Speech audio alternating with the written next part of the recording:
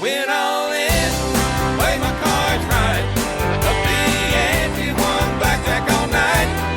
Roll the dice, let it ride. Water the odds, I got snake eyes. Real quick, before we get started, CASDM is our content production company. Why content? It's simple. Content brings people together. I've seen it play out over and over, and I want to help others explore and discover this for themselves. The experience is totally worth it. Learn more at CASDM.com. We focus on podcasts and writing, one piece of content at a time. It all starts with conversations, just like this one. When I was doing some research, I saw that you're kicked out of high school twice. I was. What happened? I was raised religious. So I went to a Lutheran school and then a Christian school, and I just did not want to be there. I wanted to go to public school. And I took the decision into my own hands when I was in, I think, 6th grade. And then when my brother was a senior, I wanted to go back because they were going to win the state championship for football and lacrosse. And it was my last year to play with my brother, and it just seemed like it would be fun. And I lasted a year. And then at the end of the year, when he was graduating, I knew I was out. So we were watching some movie or some show or maybe it was just something we were doing at the time. But every time we would win a championship game, we would all just take off our pants and just run into the middle of the field. Yeah. And it was just a funny thing that we all did. Yeah. And so I did a final, and the teacher thought I was going to fail the final. It was a history final. And this guy and I didn't get along too well. And at the end of it, I was the first one done. I knew I aced it, and I just put it on his desk, dropped my pants, and walked out. And was ejected from the school shortly after. I was to say immediately. Yeah. The rebellious aspect of it, that obviously I would imagine has a lot to do with your love of entrepreneurship. You're not working for somebody else with that type of mindset. Yeah, I would like to think I matured a lot and now use it in a more positive way, but it definitely was not directed in a healthy way when I was younger. Yeah. Well, you see that a lot, right? You hear about entrepreneurs that were involved in shady businesses or doing whatever they had to do to get by, right? Selling stuff back to the people they just stole it from, right? You hear all those crazy stories, but it's interesting when that stands out. And then you get into this time where sports were taken away from you for a year. Was that during this time of getting kicked out? Yeah. So what was unfortunate was when I was younger, when I was up until 8th grade, as every Florida boy dreams, I was going into the NFL. 100%, no doubt in my mind. Then I got into high school and I realized everybody caught up to me. I grew to 5'8", probably 180 when I was in 8th grade. So I was just way bigger than everybody, and I dominated every sport. And then when I got to high school, everybody was bigger than me again. So when I went to transfer back to the private school, it was a Division 2A. So it's a lot smaller schools and smaller kids in general. And then I was at the public school, we were an 8A school. So a lot of the guys I played football against are currently in the league or ended up going into the league. A lot of the guys in the 2A league, the private school, they didn't end up going into the NFL. So when I was transferring back to the private school, the coaches at the other private schools nearby made a stink about it to the National Federation of High School Sports. And they ultimately decided that I was recruited, and that wasn't allowed. And so I was not allowed to play any sport for the entire year. Are you serious? I was just rereading an article because I saw that, and you hear about COVID and you heard about all these kids, right? Not allowed to play their sport. And there was a kid in Michigan, he was a hockey player, and it was taken away from him. And he had already suffered from anxiety and depression. And during this time off, something had happened and he committed suicide, right? He couldn't take it anymore. Obviously different circumstances here, but it's fascinating to me that there's people out there that are so worried about the wins and losses at this young age that they're willing to remove a kid off the field, off the ice, off the court for their own benefit, right? This wasn't about you, right? This was for somebody else. They didn't want you playing. I mean, I get it. There's rules are rules. Yeah. And recruiting, I could tell you a story right now, the number one high school recruit in the country for football, quarterback, just transferred back to a school he used to be at a local school here in Charlotte. And there's other kids, right? They're recruiting, but it's like normal. It's what they do. And obviously there's rules and restrictions and it's a good school and they do things the right way. But like, I don't know. It's fascinating to me, but like you were going to say something about that. I think it's a really good parallel to the way the world works. People aren't against you. That I don't believe that people were against me. I think just like you said, they were just in it for themselves and they just didn't consider the second and third order effects of it. And at the end of the day, that's going to happen your entire life. And if you learn to embrace that and have the perspective of these people aren't attacking me, they're not coming after me, they're just doing what's in their best interest and what they think is the right thing. And well, absolutely. It's very easy for us to think that someone's has it out for me, right? Why are they treating me this way? I've run into situations and sometimes I'll go there and I'm like, what are they doing? Like, why do they want me to go down so bad or whatever that is, right? And it could be something basic, right? But like somehow you've internalized it. And then you realize, right? Like you're saying, it's not about you. It's about what they're trying to gain. And man, like you said, like what layers are there? And you mentioned deep depression. Was that a trigger for you at the time? Were you already dealing with stuff? Is that just something you say because you really felt bad about things in life? Or like, what was that? So I don't want to take anything away from the family that just went through that. I think that's something that I could never imagine. And my heart goes out to them. When it happened to me where I wasn't able to play sports for a year, I was already going down a rather bad path. And sports were a good outlet for me. And when I wasn't allowed to play, I didn't have the mindset of people are just in it for themselves and they're not against me. I thought, I just watched Friday Night Lights and it was like Booby Miles, like they don't want me to play football anymore. Yeah. And it was pretty funny. So looking back, it's funny, but at the time it was everything to me. So when it was taken away, I just doubled down on the things that were steering me in the wrong path and making poor decisions in general. My family has a history of depression. So it's something that we were made aware of at a very young age.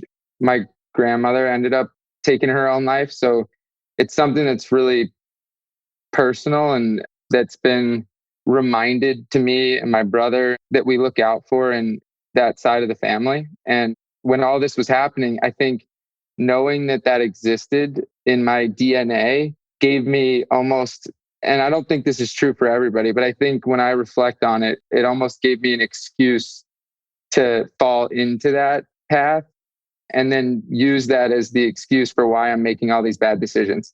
In reality, I was choosing to make bad decisions. I could have chose not to do that and to make good decisions. So it ended up leading me down a path where I was doing things I shouldn't have been doing. And that led to some really bad depression. And when I asked myself why am I depressed? I have everything that anybody could ever want. I'm a good athlete. I have a lot of great friends. I'm doing well with the ladies, great parents. Like, why is this happening? And I could not figure it out for the life of me.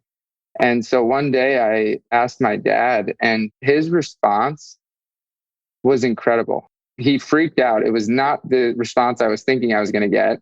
He was questioning, like, how selfish could I be when I have all these amazing people in my life that are doing all of this for me and helping me get to my goals and blah, blah, blah. And it was a real wake-up call for me to stop thinking about myself as much and start being grateful for all that I have and all the people in my life and all the opportunities that I have. And it was really like a direction shifter for me, and it helped a lot. Were you seeing someone at this time, or did you more take this upon yourself and you work through it in other ways?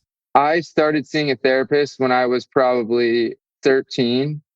I've seen them monthly ever since.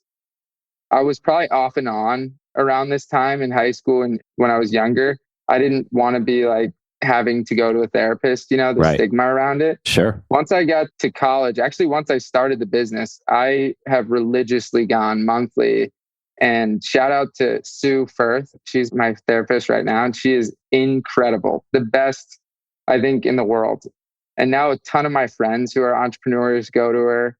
She's in London, England. It's cool how it's evolved in my life because I've probably gone through 6 different therapists just in the last 5 years. But when I was younger, I didn't really open up. I didn't really know how to use them the right way. I didn't know how to evaluate. Are they a good therapist? Are they not a good therapist? Now it's like a hiring process. Like I put them through our normal company hiring process because I'm looking at this person for really important advice on the most important thing, like my mindset. So Sure. Yeah, that's important. Like when you can have that ability to get past that stigma, to open up and to have someone to talk to. Because I'm sure, like, right, you're talking about at that time where you're playing sports, and a lot of these sports are like, we don't talk about those things, right? And you hear about it. It's now being talked about a lot, but in the locker room, it's like everyone's busting each other's balls. Like, you better be strong. And if you're not, like, they're going to expose weaknesses, right? And they talk about it. You see NBA players like back in the 80s and 90s, like you couldn't show weakness, but you didn't realize how many players were actually going through this stuff. And now it's becoming more of a topic and no different than the roller coaster ride that's entrepreneurship and family and just everything else that's going on. So credit to you and your family for recognizing this and doing something about it. What else do you do? And I heard you read, you're very grateful, right? You're recognizing that it's like almost even going back to what you were talking about before, where like, are people after you? That's you making it about yourself or me making it about myself, whereas opposed to spouse, family, your business, employees, kids, friends, whatever. Like you can find something in there, like your dad saying that it's bigger than you. Like I remember having kids for the first time and you realize like your problems don't matter as much as your kids. Like your problem was like, you better be there and be there for them and all those things. But like, if your kid wakes up at 3 a.m, like if you're worried about something tomorrow, like that is irrelevant to everything right now. It's making sure your kid's okay, right? yeah. And whatever else that might be, it's your spouse and whatever. But that seems to be like, that's what you did and finding that. But you can say that until you're blue in the face. But like, can you live it? Can you be there for whatever those moments are? And it's like I said, it's up and down because you're still going through stuff on a daily basis that's going to try to pull you back in. And right, like you're going to trip and fall. And man, you got to deal with it then. Yeah, definitely. We just took our whole team through a course called Positive Intelligence. And it's all about just like the art of meditation and how you can use that to get into a higher level of thinking, even when you're stressed and you're maybe being more reactive. And I think when it comes to stuff like this, you really have to be in that higher level of thinking to show up that way.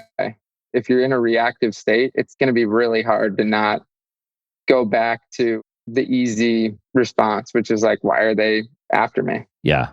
Yeah. It's changing those habits too of like how you deal with this stuff, right? So it starts at, you already mentioned youth sports. It starts at a young age, right? You're out there dominating and you could have the kid, the parents, the coaches, right? This is the next superstar. This kid's going to the NFL. This kid's going playing professional. They're going to go D1, whatever that might be. You're obviously involved with youth sports today. You're trying to make the game better. I see you talking like you've trained kids before, lacrosse, and you're watching these kids grow up and you're not just working with them on lacrosse, which I thought was cool. It's like, you're just talking to them like, how's it going in school? What's your favorite class? Like, what teams you like? Whatever. Like, you're just having real conversations. And that's the same thing of, it's not about you in that moment. It's about the kid and you're truly doing that. But like, I got 3 kids and I've been on the field. I've played youth sports, right? I watch youth sports. I watch the coaches. I've coached, and it's not all bad. Don't get me wrong. It's amazing. And I love it. And I'm so there for it. And I love watching my kids participate and I love helping them out, whatever that might be. But there's some bad shit going on in youth sports. And like, I see it constantly, whether it's from the parents or the coaches or whatever, right? You see it, but there's a lot of positive, like, and I'm saying that too. So it's both sides of it. What are you seeing right now in youth sports? And maybe you can talk about it as relates to lacrosse, because that's where you're focused in on, but I'm sure you've been on the fields, right? And see it all. What are you seeing and what are you all doing to take that any direction that you want to go with it? Yeah, something we talk about internally at Signature, and we onboard every single person that comes into the company into this framework of thinking, and it's control what you can control. And we have a process where you draw a little circle and then a big circle around it. And then you put all the things you can control in the little circle and all the things you can't control that are on your mind in the big circle. And we got it from somewhere. I can't take credit for it, but it is incredible to just take that framework and that approach to anything you're tackling. So to answer your question, I was fortunate to have a coach, a guy named Andrew Bolger, who still coaches to today. And his challenge for me when I was first starting to coach, which was now, I don't know, 10 years ago probably, was how can you do one thing better than your favorite coach that you ever had every time you walk on the field? And I get goosebumps just saying it because it's such a powerful question to ask yourself before you walk out on the field. And regardless of the day that you just had, regardless of whatever's on your mind, how do you ask yourself that question and then go and show up that way? And if you do that and you lead by example, other people will follow, other coaches will follow, other parents will follow. And I think a lot of times there's a stigma around, like, there's three really big pieces of the puzzle, and it's really people. It's the refs. Everybody hates the refs always. Yeah. And what they don't realize is the refs in youth sports, most of them never played the sport that they're officiating. So by yelling at them, they're not going to remember the rules better. And they're actually probably going to quit reffing that sport, which means you're going to get an even newer ref that doesn't know even more of the rules. And it's just like a vicious circle. So we always try to encourage the parents at the beginning of the season and throughout the season. And anytime something happens, it's just like, that's not how we want to operate as a program.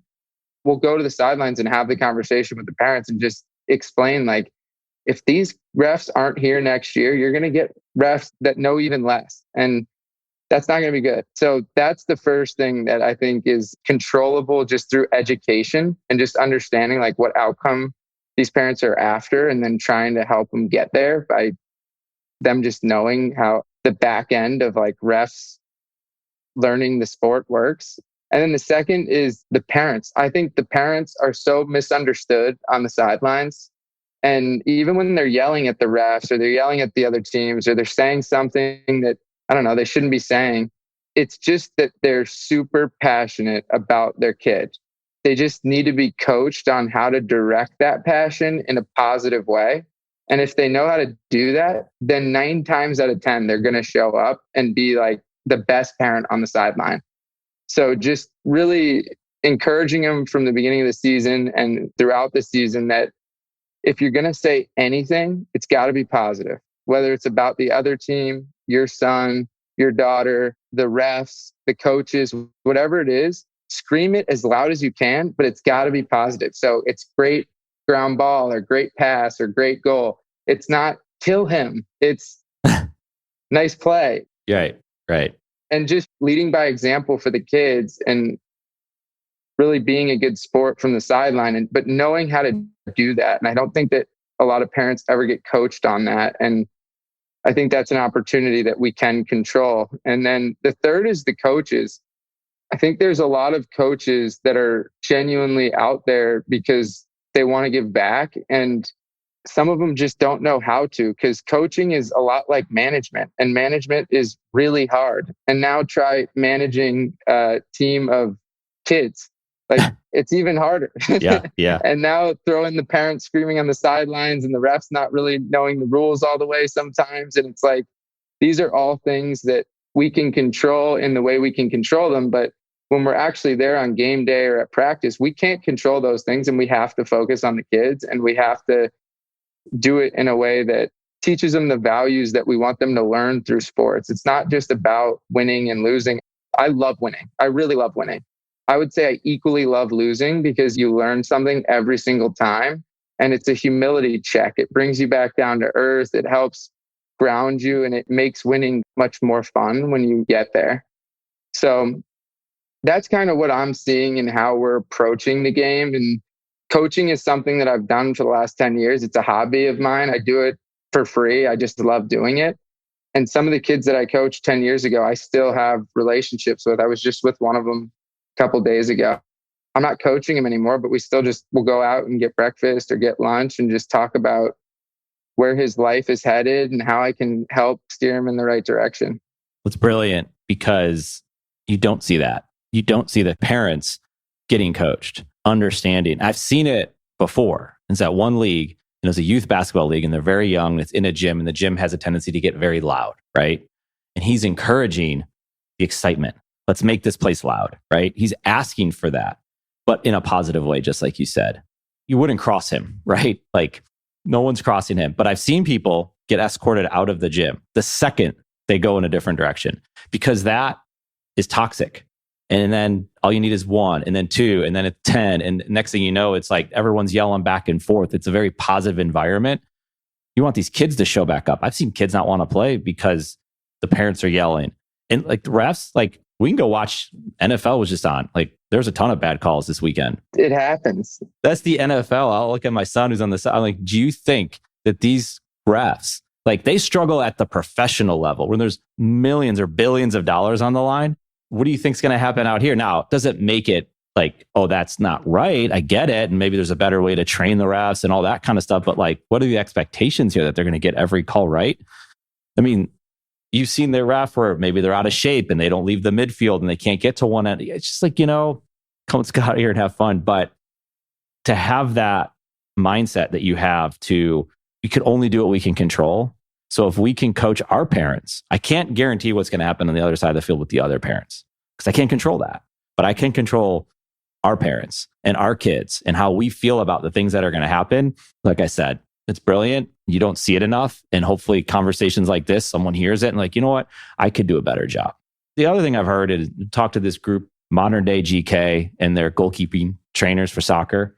And they give the advice, put your AirPods in, go listen to something. If you have nothing positive to say, just say nothing, right? Like we've all been told that before. Go sit in the corner, enjoy the game. It's a beautiful day outside. Watch the game. Don't say anything if you don't have to. And then maybe you learn to eventually say something positive. You block that trigger from happening of always showing up to the field and giving the refs the business, right? Or yelling at your kid or whatever that might be. But like doing what you can control. You can control sitting in the corner and off the side and putting your headphones in, listening to some music or a podcast like this, right? So I think there's a lot there.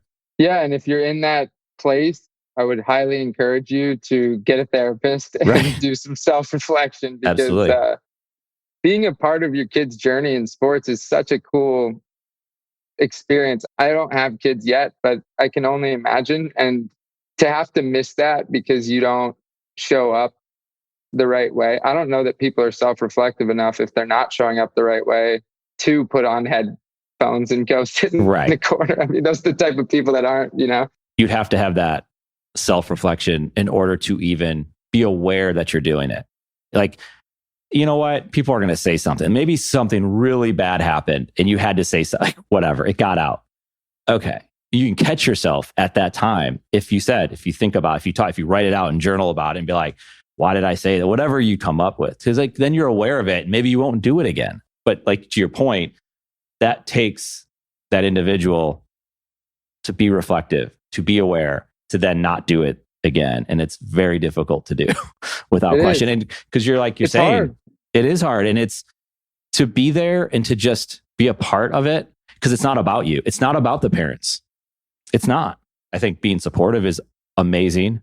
Being there for them, helping them out, advocating for them in a way that's not like, my kid's not getting any playing time, coach. Why is that happening? Like, that's a different kind. But you can advocate for them, right? There's positive ways to do that. Yeah. But it is hard. Yeah. And I think it comes back to like, what do you really want to get out of sports? Because I think it's different for everyone. My wife runs the program that I coach in. And so one of the things that I think she does a brilliant job of is she has the core values listed out. She has the mission of the program. She has the parents sign a contract at the beginning of every season. The players sign a contract. The coaches sign a contract. And the contract is agreeing to represent the core values of the program and to help instill them in everybody we come in contact with. And it's not a religious thing. We want to build good people and we want more good people in the world. And we think sports is the vehicle that can help us do that. Yeah. You said sports have the power to change life for the better. It says it on your website, Signature Lacrosse, Signature Athletics. Sports have a power to change life for the better. I mean, That's a great line. I love it.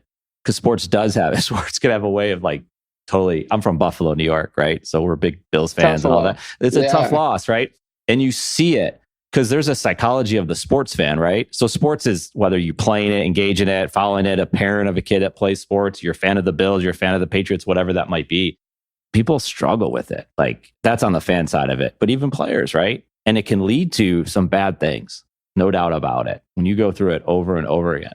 But there is the power of like, I said this, and it's one of the, like, we have this article called Sports Bring People Together. And I used a couple different aspects of that and how to compare it, whether it's the city coming together, right? Whether it's kids going to the fields to play lacrosse, whether you're going to go to the park and play basketball, or whether you travel, right, together. And I remember going with my son and meeting my parents at Ohio State to go to a game, and they're playing Rutgers, like, and they won like 70-0, whatever it was. But it was like that game brought us together for that weekend, and that was cool.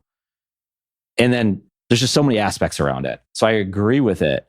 And a lot of times people don't like sports for those reasons. But then we talk about these stories of like when you have sports taken away from you in whatever capacity that might have been, man, like that's tough.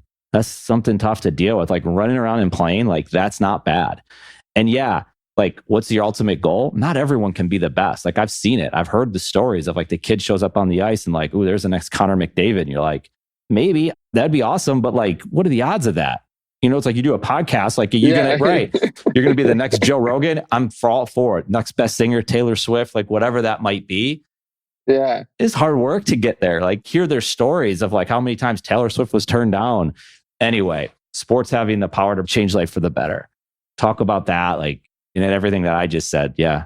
So, I mean, it came from just me really reflecting on what is the vision of the company and what is the mission of the company and why. And what I landed on was really sports changed my life. I was not a good kid. I was struggling with the depression and making bad choices and was asked to leave from 2 schools before I graduated high school. And can I ask you something real quick? Did you have good grades? no, Okay. I did not. Okay.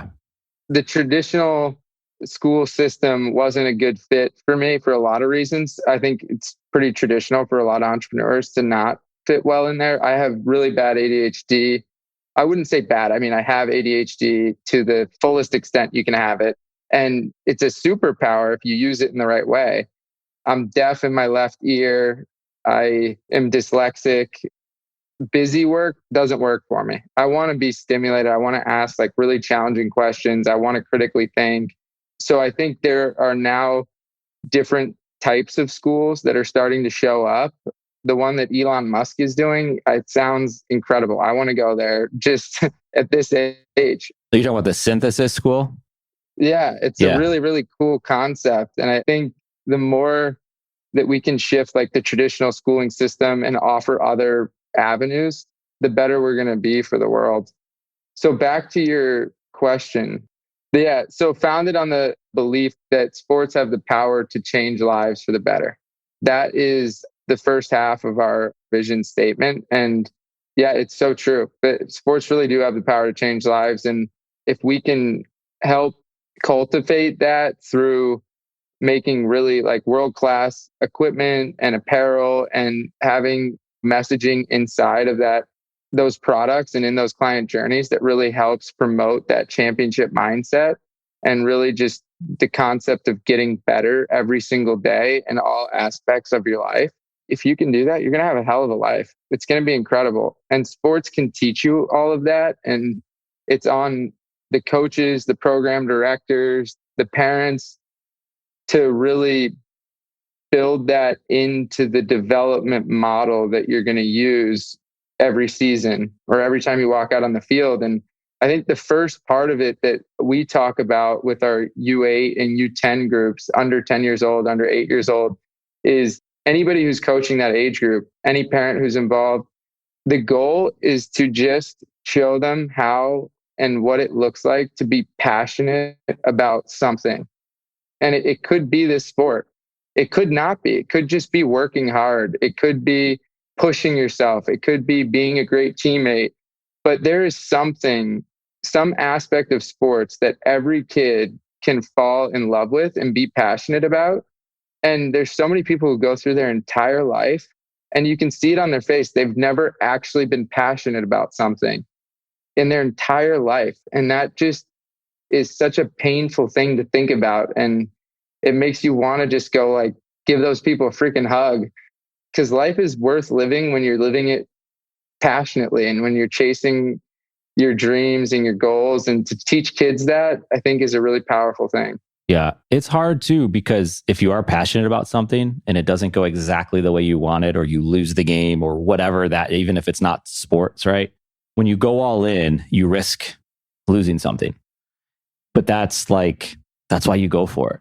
I wouldn't say you risk losing something as much as you risk learning something. And if you can teach that, like at first it's, yeah, I lost and it sucks and it's the worst feeling in the entire world, but it shouldn't be. And if you can teach like win like a champion, lose like a champion, that's what we talk about all the time. And we've lost championship games by one goal because the ref made a bad call. And our kids, I mean, it was probably one of the proudest moments that I ever had as a coach, because our kids didn't go and complain about the refs or the team was older than us or they had kids that were twice my size or whatever it was. Our kids came together and they were like, man, I can't wait to play them next tournament. And it was like, what a cool group of kids. Yeah. Yeah. Getting back up. Now, I like the way you said that better for sure. And that's right. Because when you say lose, there's someone, you said this before, like that you like losing. Well, maybe on the front end, like when that first happens, you don't. But when you can realize like, this is a way to that next step, like this is how I get there. Like, and I'm sure looking back, the challenges you faced of getting kicked out of school, having sports taken away from you. You just mentioned two more things, right? Deaf in your left ear, dyslexic. Like you have a lot of excuses and you could use those and say, oh, man, it's just not going to work out for me because there's just too many challenges, too many obstacles to overcome. Like, when did you know that you were deaf in your left ear, for example? Like, yeah, my brother hit me in the ear with a firework when I was like 12 or 11. Oh my God. Yeah. And it was just like a freak accident. And we tried to hide it from my mom for a couple of days and I just like could not hear. And finally we were like, hey, I think we need to go to the hospital or do something. And when I ended up going, I got an x-ray and they found a tumor in my head. And it had eaten away my entire inner ear and it was at my cranium and it was starting to eat through my cranium. And if it had gotten to my brain, I'd be a vegetable. So now my brother reminds me every time we're together to thank him for saving my life by hitting me in the ear with a firework, which is pretty funny. But yeah, everything happens for a reason, I think. And a lot of people have a lot more excuses. A lot of people have a lot less excuses. But at the end of the day, how do you turn those excuses or reasons why you can't into like the reasons why you can and into superpowers? And I think being deaf in my left ear, I can fall asleep anywhere. And if I don't want to talk to the person, I just put them on my left side and I don't have to. So, man. And then being dyslexic, I don't know how that's turned into a superpower. Taking your time more to read and like you just have to work harder at it. I mean, there's those types of things. Perseverance. Yeah. And like word spell check pretty much solved like being dyslexic. Right, so it's right. Like, Technology worked, really right? Not that, yeah. I mean, I remember I was a pretty good speller in school and it's like, then you look at it and I know people who are terrible spellers, but it like almost doesn't matter. Like I get it, the way the brain works. And here's the other thing. You don't know who you're talking to. Like we could have talked. I could have just met you. We could have had a cool conversation. And all this, there's all these other layers there of things that even when you say you're deaf in your left ear, and then to tell the story of the firework, like I think back or I think about like a lot of the stuff that content I create, podcast conversations I have. And in a way I know if like a article or a podcast or whatever that video or a social media post is worth something is if it's like, could my son or could my daughters listen to this at some point? And could they take something from it? And I say it, I think I'm starting to say it a lot more because it's really true. And it's like hit me to like my son, I say my son, male, right? The stories, some of the examples that you give relate maybe to him. He's got to hear this. And I think those conversations that I have here, it's like, and he's got to listen on his own time. Like Dad's When sitting he him down. You wants got to it. listen to this. Yeah. When on his terms. And that matters. And that's why these conversations matter. And it's like, well, how many people listen to your podcast? It's like, and is that what it's about? And I'm not saying that's a bad metric. There's other metrics like that. Like, put the ROI on that. I have no idea. On impact. Yeah. Yeah. I think that's really awesome. That's an awesome framework to measure performance or success in this bucket of your life. I think that's one of the things that has become a lot clearer over time is there's the traditional, like, you play a game and you won or you lost. Then there's like the deeper level of, all right, you played a game and you won. How many goals did you have? How many assists did you have? Which are like vanity metrics almost. And then it's like, all right, you won the game. You had a lot of goals. You had a lot of assists, but how many turnovers did you have? And what was your plus minus for the team? And then you take it even a layer deeper and, okay, you won by more than 5 goals. How many of the guys that are lower on the depth chart did you empower to take an opportunity and go out and build some confidence or get better in a game situation? And you could measure success on all of those different metrics, quantitative, qualitative, but which ones really are you after? What's your goal? And what's your goal for the season? What's your goal for the game? And you can have multiple goals, but really thinking of what you're trying to accomplish and what the purpose is before you go and tackle something, I think it really helps you stay focused on the right outcome. Yeah. I could see parents being excited when you show up to coach their kids after they've given you a chance, right? Like that's the type of stuff like, yeah, you coach my son. The game of lacrosse is growing significant. It has been growing and you're right in the middle of it. And what you're building is pretty awesome and you're going to grow with it. Where do you see the game going? Like there's the 4 major sports, there's different sports, and you got some big time entrepreneurs. Maybe it's an affluent sport, so you're going to have a lot of money poured into this sport. Like where do you see the game of lacrosse from here? So our company is Signature Athletics. We started as Signature Lacrosse, and we do have lacrosse specific equipment lines that have done really well and have helped kind of grow the sport in different ways. And then Signature Athletics, the parent company, is a tech-enabled sports apparel brand.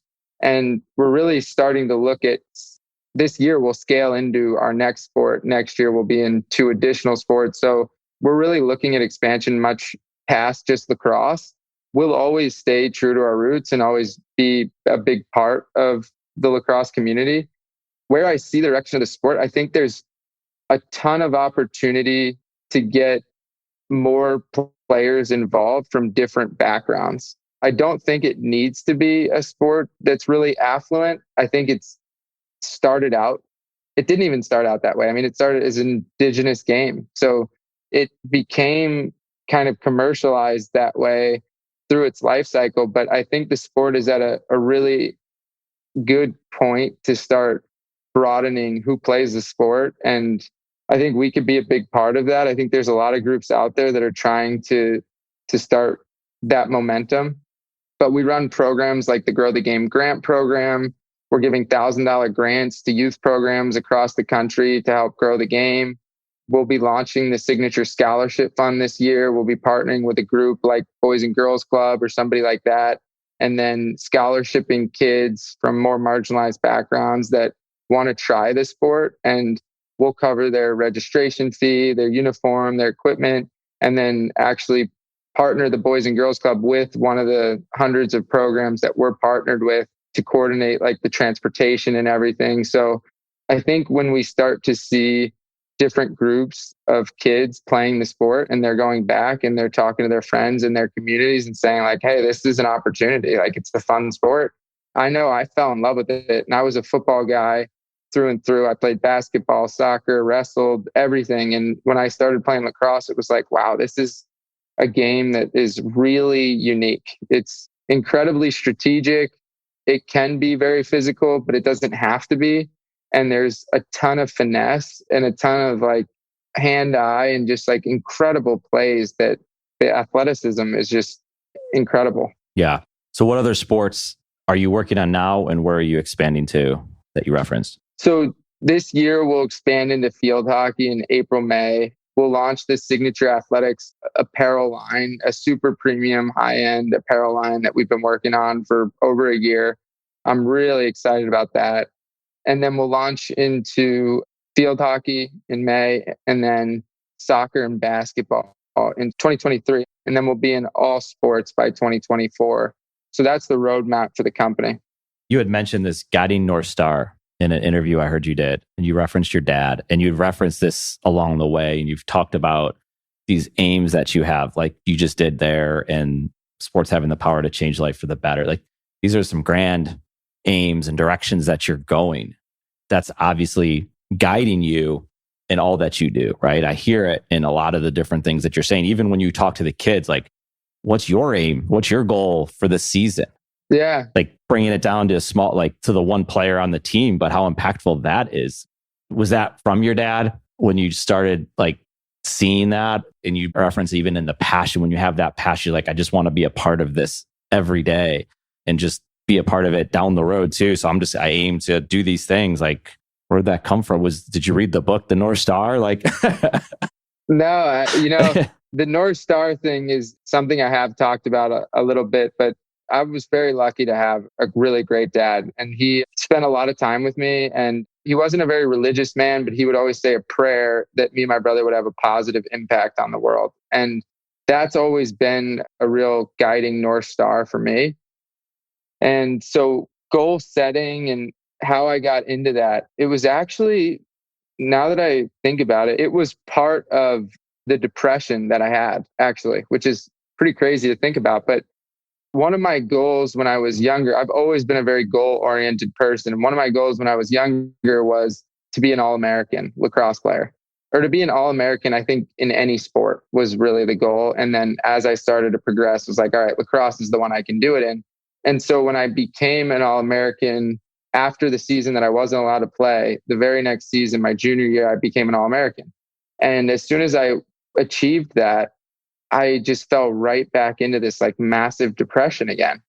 And I didn't realize why. I was like, I just beat this. Like, I have all these great things. Now I have this wonderful girlfriend at the time. And why is this happening? And it was because I had set a means goal. I had set a goal that once I hit it, I didn't have another goal. So I didn't really have something I was working towards. I wasn't getting better every single day. I wasn't doing the things that make your life fulfilling and worth living and exciting. So being grateful is a big part of it.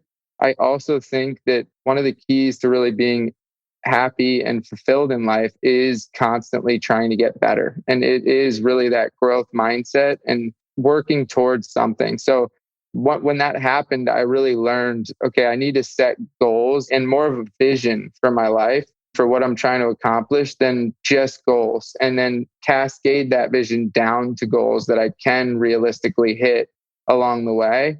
Then life becomes a great game and it's a lot of fun. Yeah. You see that with business owners. They build this business, it's their life, their livelihood, all that, and then they sell the business. Now what? An athlete, right? Yeah. The athlete has an incredible career, win games, lose games, championships, whatever, this amazing experience. And then it ends either on their terms, but usually not on someone else's terms. Now what? I've heard that. They tear their hamstring on the field on a special teams play. They know it's over. Now what? And there's more to it, right? And you're impacting that not only for yourself, your family, your business, the people that are around you, but also in like what other players can do. Maybe you don't go professional, right? Maybe you can build this thing out and to have something more than just this career of being an All-American or playing in professionals. That is an important way to look at it, because I think we're seeing a lot of athletes not actually have the what's going to happen when I'm done playing, even though every single one of them somewhere deep down knows they won't play the rest of their lives. Yeah. Maybe they become a coach. Maybe they stay in the sport. Maybe they become in the broadcast media, right? That's awesome. But like, there is that platform and there is those people out there that can help you think through like, what now? What am I going to do when this thing's over? And even better, there's people out there doing it. I mean, there's athletes now starting podcasts, buying real estate, right? To get into the apparel industry. Like, who knows what investing, that is? Yeah, investing. Yeah. Yeah. Something everybody should really think about is what impact do they want to leave on the world? And really use that as the guiding North Star and then work towards it and set goals. And when you hit them, you'll have other goals because you can never really achieve a vision. It's something that you're always just working towards. Yeah. Dan, this has been great. I got lists of stuff I could keep talking to you about. You're obviously growing fast. So come back on, please, and we'll talk again, see what you're up to. Yeah. And we'll have a different kind of conversation, but a lot of things to talk about. I do appreciate your time. I know you're busy, but thank you, man. This was great. Thanks so much, Eric. Absolutely. Where I think LinkedIn's probably you're spending the most time. LinkedIn. Yeah. For me personally, LinkedIn, Dan Soviero. And then if you want to check us out online, signaturelacrosse.com and on social media at Signature Lacrosse. Great conversation, man. Dan, great to meet you. Talk soon. Thanks, Eric. CASDM is our content production company. Why content? It's simple. Content brings people together. I've seen it play out over and over, and I want to help others explore and discover this for themselves. The experience is totally worth it. Learn more at CASDM.com. We focus on podcasts and writing, one piece of content at a time. It all starts with conversations, just like this one.